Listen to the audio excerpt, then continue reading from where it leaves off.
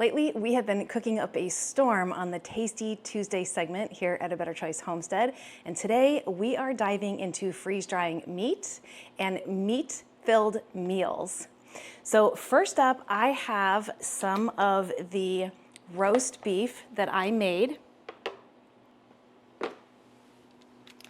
showing how to make the perfect roast beef with a less than perfect cut of meat.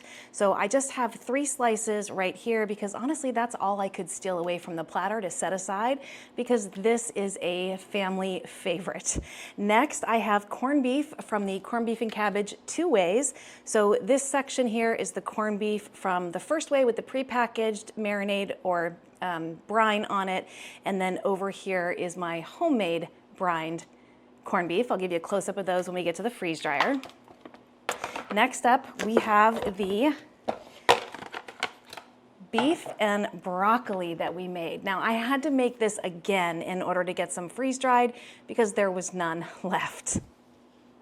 And then I have 2 trays of chicken. Now, this chicken is a staple in our house. We use it all the time.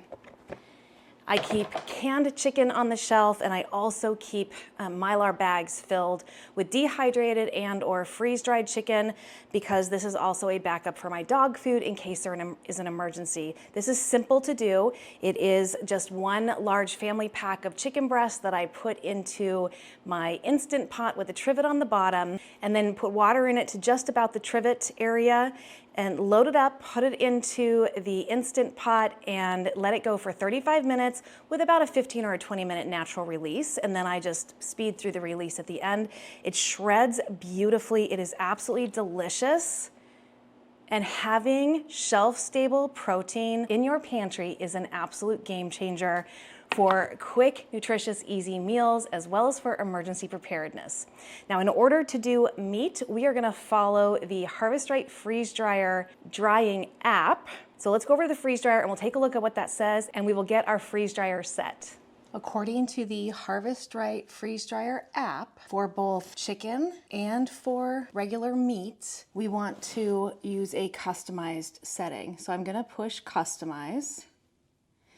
And we want to do an initial freeze of -10. So we're gonna go there.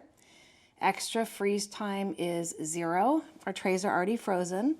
And then a dry temp of 120 degrees. I'm gonna leave my extra dry time at 15 hours. I have not had any issues with things not being done. Now, I know that I sometimes throw extra time on there, but in general, this is a setting that I use without any problems whatsoever. So I'm just gonna hit save. And we're gonna let it do its 15-minute cool down ramp up. So we're just gonna hit start. And now we're gonna wait the 15 minutes before loading the trays. With our freeze dryer ready to go, we can get our trays loaded in.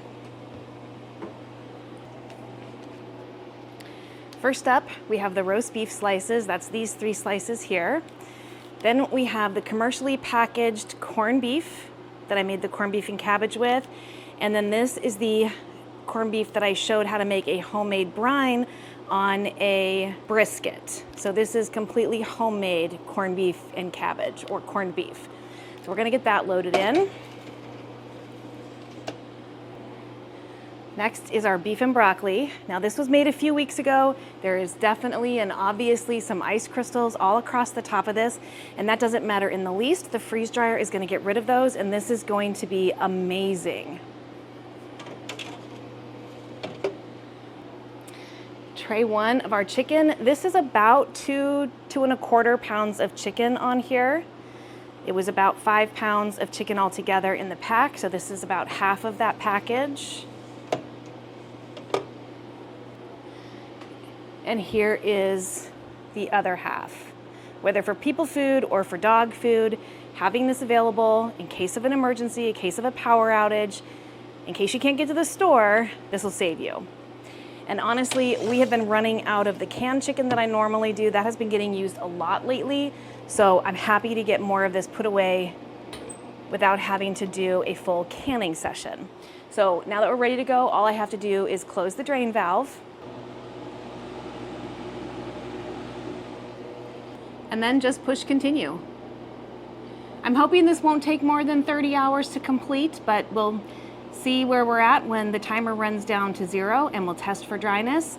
And then we'll talk a little bit more about these, what I plan to do with them, and we'll get something rehydrated. So I'll see you back then. We are just under 55 hours on the freeze dryer here, and that is by choice, I guess. It did finish early this morning, and I had a really busy work day, so I threw some more hours on it to get me till lunch, but my day never slowed down, and so now it is almost 6:20 p.m. So this has about 12 or 13 extra hours on top of the 15-hour dry time I had originally put on it. So sometimes that happens, but we can go ahead and get this out now. And the sun, because it's the evening, the sun is coming in through this window here really bad, so hopefully that's not gonna affect things too much. But I'll turn you around. Hopefully you won't get a big sun glare, so we can get this out, take a look, take them in the kitchen, we'll get them packaged up, and then we'll rehydrate probably a couple of these items. First things first, we need to open the drain valve.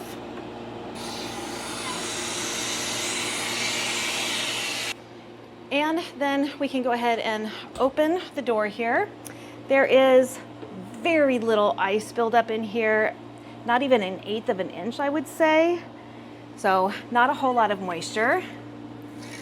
Let's take a look at our trays, quick glance. We've got the roast beef, the commercially packaged corned beef, and then the homemade corned beef in a homemade brine using a brisket.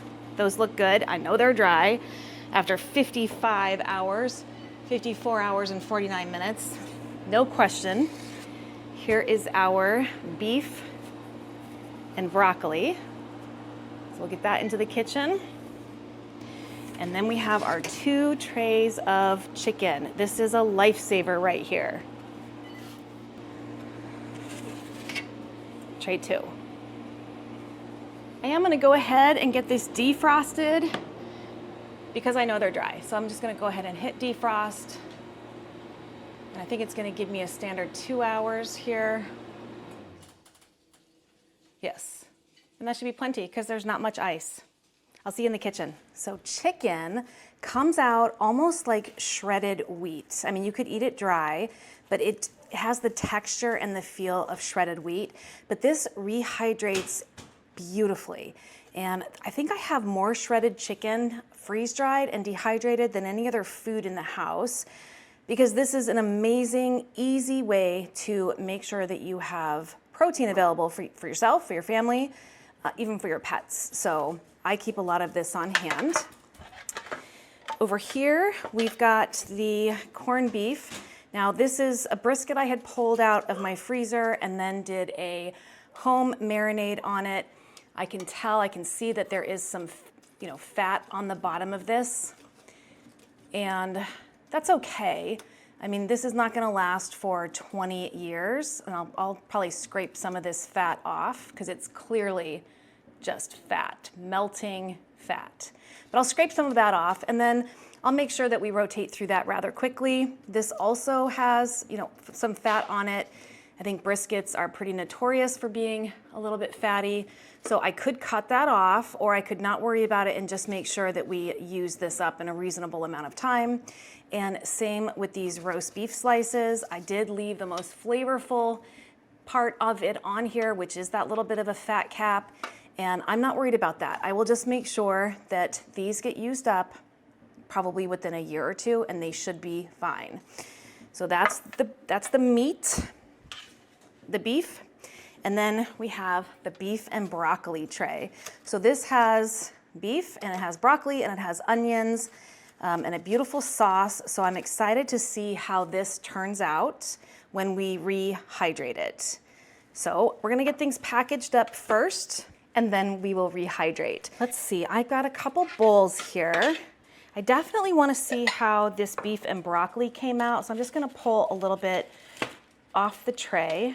Just get some broccoli, some beef, and if I can, some onion. Don't need to do a lot because there is a lot here to test. So beef and broccoli, we'll set that aside. And I will go ahead and do the meats together. So I've got a little bit of the commercially packaged corned beef, a little bit of the homemade, home-brined corned beef, and the small piece of roast beef, as well as we'll put a little bit of this shredded chicken in here.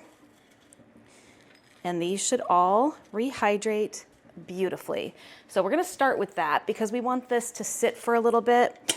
So I'm just gonna pour some hot water over the top of both of these bowls. As you can see, just a couple of pieces of meat, some of the onions, as well as a piece of broccoli. The texture on these, they feel hard and firm, not the broccoli. The broccoli feels a little bit more delicate, but these are going to rehydrate no problem whatsoever.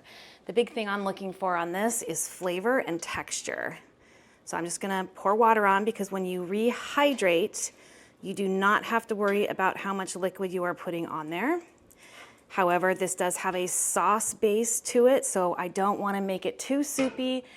I wanna keep the flavors intact and not have to pour them off because we went too soupy. So we're just gonna let that sit for a minute. And then we have this bowl of meat. And this I am even less worried about, so I'm just going to pour water on and just let that come back to life while we work on getting everything packaged up. That is plenty of water. And it looks good. It already smells good. It smells like corned beef again, already, just after a second. What about this? This smells more like broccoli, maybe not necessarily the whole beef and broccoli, but it doesn't look like I got much sauce in there either. But that's okay. We're just doing a rehydration little taste test to see how well this turned out.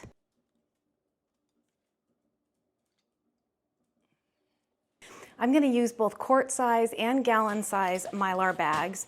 I'll put the corned beef and the roast beef in a small container, and I'm gonna take the corned beef that is homemade, and I'm just gonna wipe off as much of that fat cap on the bottom as I can.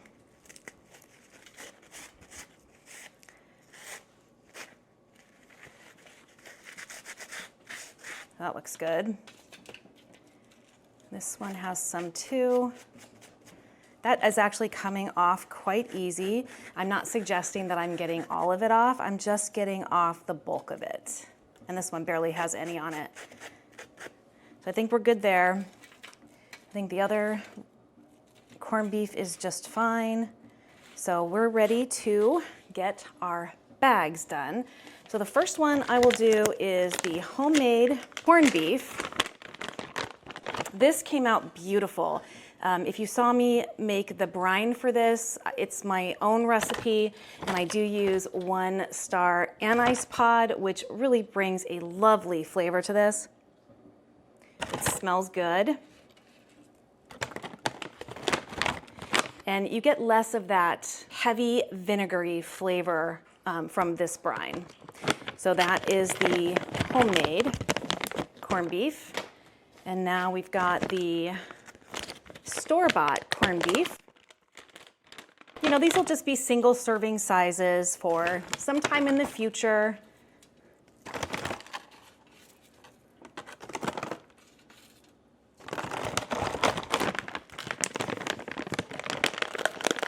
So that's 2 meals right there. And then we've got the couple roast beef slices here. And if these come out well, I'll probably do that again. I'll try to. This is hard to reserve because it's just such a family favorite. We do have Easter coming up, and I need to decide what I'm gonna do for that. I'm actually contemplating ham, and I know I've said that I don't usually cook ham, which is true, but it freeze dried so beautifully that I wouldn't mind cooking a big ham and then freeze drying more of that, so we'll see. I have a bit of scrap left here on this tray, and I will probably set that aside and just give that to the dogs. Next, we have our beef and broccoli, and I'm gonna put this into a big bag, and that way when we go to open it, I'll know that it is a family size meal, not a single serving, and that will just be it's easy to get something onto the table if we need to dig into our stores here. I'm just going to break this up into some pieces that will fit easier inside the bag. And yes, I could have used my tray dividers to kind of get pre-proportioned serving sizes off of them, but I knew that I was going to be packaging them up all together, so not individually. So this is the way I'm choosing to do it. This is so light. It does not have much of an aroma, a little bit, but not a lot.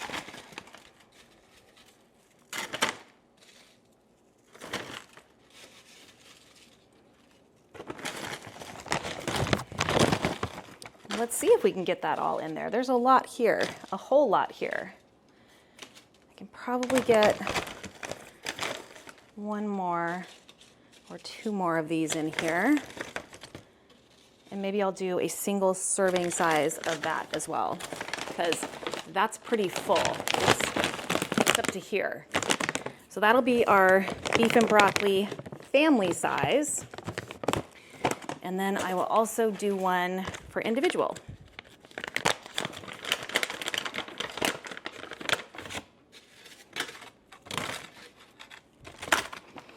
And having one of these bench scrapers makes it so easy to gather up the remnants off the bottom of the tray. Nothing goes to waste.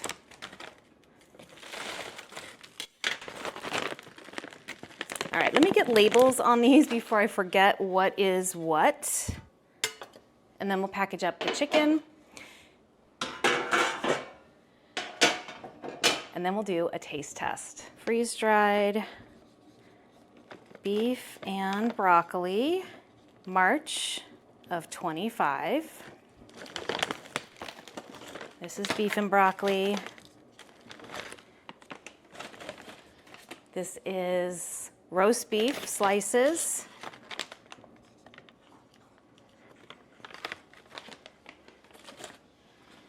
And this is the store-bought corned beef.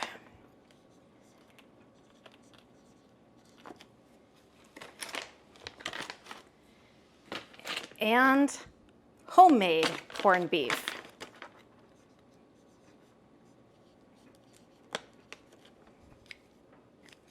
I am really interested to see how the store-bought corned beef comes out, because as you know, when you freeze dry things, the flavor just gets really intense, and those packages, just store-bought corned beef is already pretty intense in flavor, so it'll be interesting to see how they come out. We'll get these heat sealed and put an oxygen absorber in there in just a moment. And now for this chicken. Now, as I mentioned, I absolutely love having this on hand. I can rehydrate this and I can turn it into an instant burrito or chicken salad. I can use it in soup. If I want to make a quick vegetable soup with some chicken, I can pull some vegetables out of my pantry as well as this chicken and we're good to go.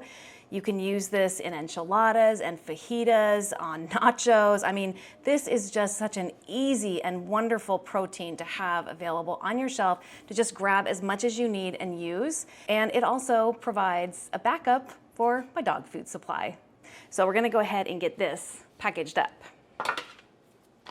And we will use 2 big containers for this. So we'll call this freeze-dried shredded chicken.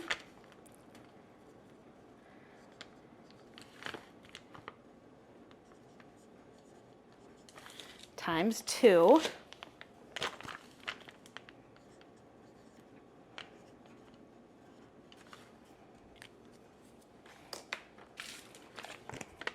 And then I'm just gonna be able to pour or slide these trays right into the bags.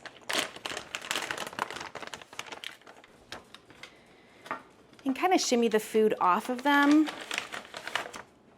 So I don't need my funnel or anything because these should just come right off. They don't stick.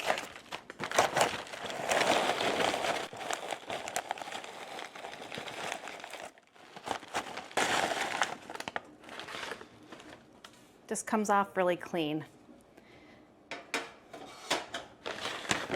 chicken is so easy to do. And this was about 5 pounds. I know I mentioned that, but about 5 pounds, I think just a smidge over.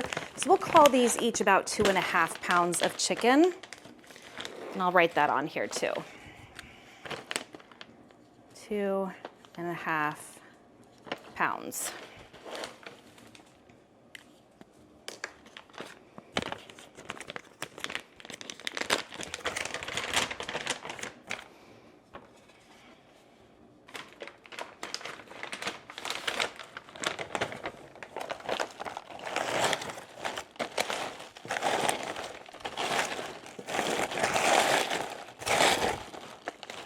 All 3 dogs are at my feet, hoping that they are going to get a freeze-dried treat today.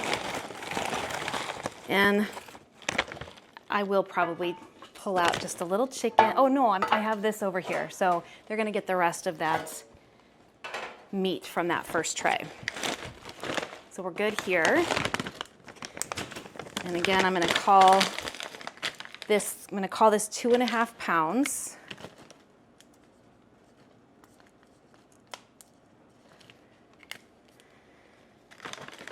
And we're ready to get some heat seals on these bags. Now I just need to get an oxygen absorber in. I'm going to use the appropriate size for the gallon as well as for the quart. So I've got 3 gallon bags out, so I'll take out 3 of these.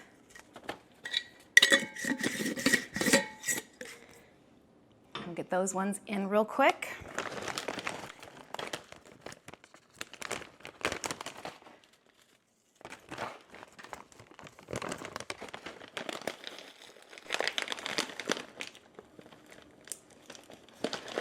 And that's ready for a seal.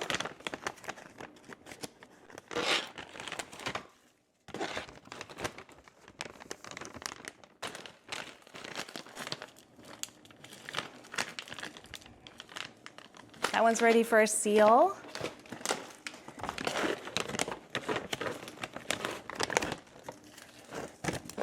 Okay, now I can smell the beef and broccoli. Now that it's in here and it's been kind of closed up, now I can smell it.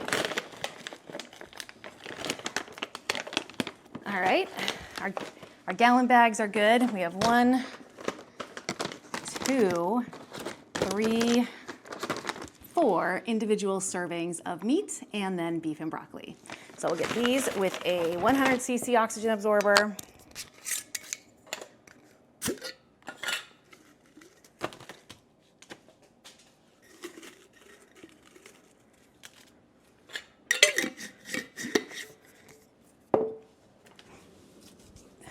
Well, that's one more because we had a casualty on the floor, and since this is going in with food, I don't want to use it.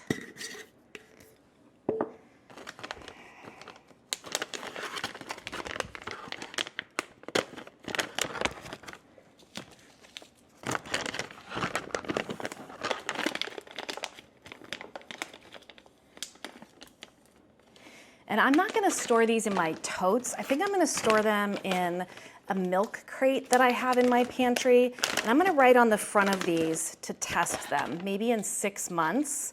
Not the whole bag, just a piece of it, and then maybe again in another 6 months. So we can see whether or not we're getting at least a year's worth of shelf life out of fatty meat. The beef and broccoli is fine. That will go into long-term storage, I think.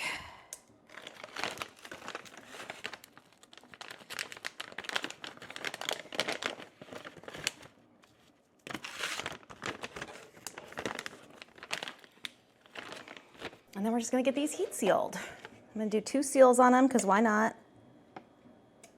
1 and 2. And I always make sure that I put the seal above the tear notches so that when I use those notches to open it, it takes the heat seal off. So that's how I do that.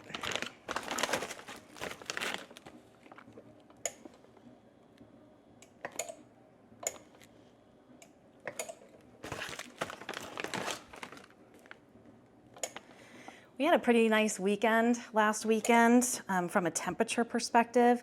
It was in the, I think, high 60s, maybe even low 70s, but it was really dark and rainy. And today we woke back up to snow. It's melted, it didn't stick, but it is still cold out.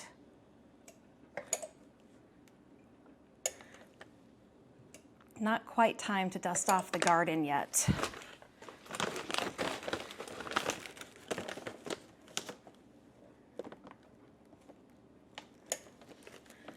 If you have a garden, when do you prep your beds? Tell me what growing zone you're in and when you prep your beds. I'm in 6A, and I typically don't get around to it until well into April. Although this year I'm gonna try to get out there sooner than that because they all need a really deep amendment in them. I don't have to do a lot to my green stalks this year because I fully revamped them last year. So I'm just gonna top them off with some nutrients this year and they'll be good to go. That'll be easy. But now my beds need a lot of amendments this year.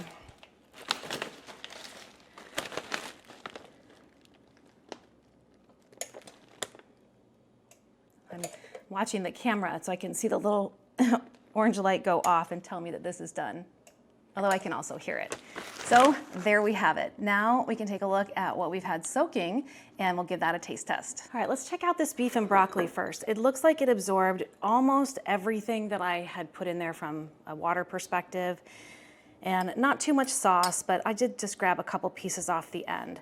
This broccoli is fully softened, it seems. So I think that that's ready to go. The onion seems fine. And I think the meat is good as well. So we'll give those a taste here in just a second. And here we have the store-bought corned beef, and that seems fully good to go. And you know, this video isn't long, so this did not take a lot of time. And this corned beef looks like it's also shreddable, ready to go. And same with this piece of roast beef. And then this chicken, I mean, this is just a game changer for your pantry. I kid you not, this is so easy to use, to have, to freeze dry, even dehydrate if you don't have a freeze dryer. Before I had a freeze dryer, I would dehydrate this, and I don't even know how many gallon bags of dehydrated chicken I have, but it's in the dozens and dozens of it. So just a backup for dog food or for this. So let's see how we did with that beef and broccoli. I'll try the broccoli first. Ooh. The sauce is definitely in there. That is incredible. That is so tasty. I'm gonna get this onion up with a little bit of broccoli.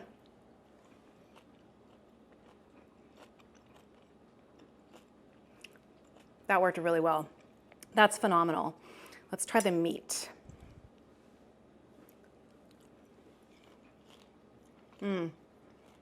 It's not done in the very, very center.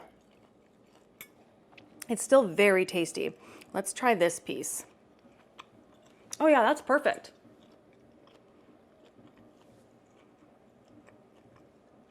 That's delicious.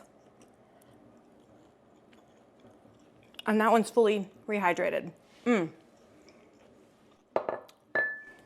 The flavor on that beef and broccoli is excellent. I would probably give it maybe another 5 minutes to fully rehydrate, because that first piece had a little bit of dryness still in the middle. But the flavor is incredible. The texture is just fine. Now, can you see this? I've still got liquid in here, and normally I just dump this off. So when you're just rehydrating something and you're not worried about consistency, this is okay. You can just dump it off. Let's give the store-bought corned beef a try because I'm super interested in seeing how that came out.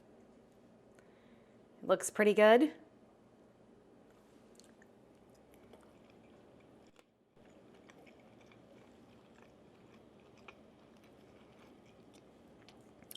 That is really tasty, really tasty. I like that a lot.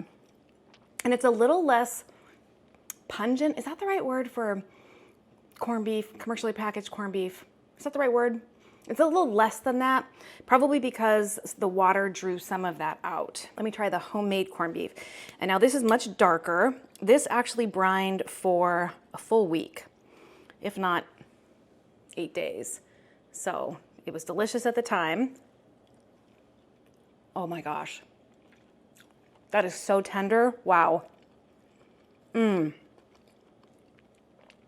flavor on that is so, so good. So incredibly good.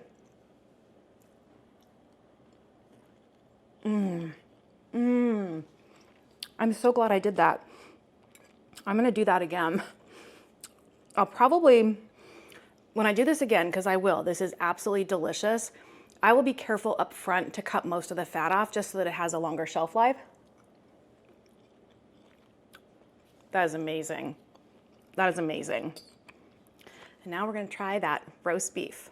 Just getting the water off of it. The water doesn't bother me a bit.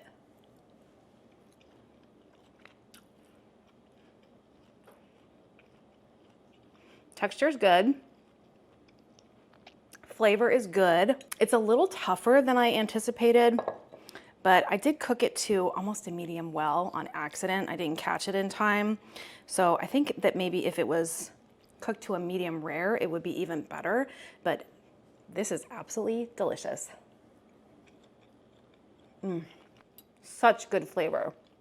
And this was a less than ideal roast to do as a roast beef, but if you saw that video, you saw that you do not need to spend a whole lot of money to get holiday quality, delicious roast beef on your table.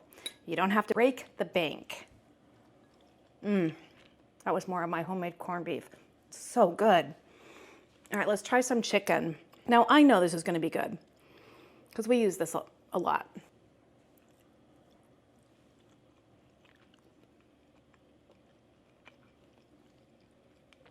It's chicken. This will be great with some mayonnaise turned into a chicken salad, used in a wrap, a burrito, a fajita, a taco. Throw it in some pasta. Just delicious. Freeze drying meat and meat-filled meals. All of those were a win. Definitely gonna be doing more of those. And now I don't even have to make any dinner. It's just me here tonight, so that's perfectly fine by me. Thank you so much for joining me for another edition of Freeze Dry Friday, freeze drying meat and meat-filled meals. My name is Kelly, you're at A Better Choice Homestead, and I do hope you come back and visit again soon.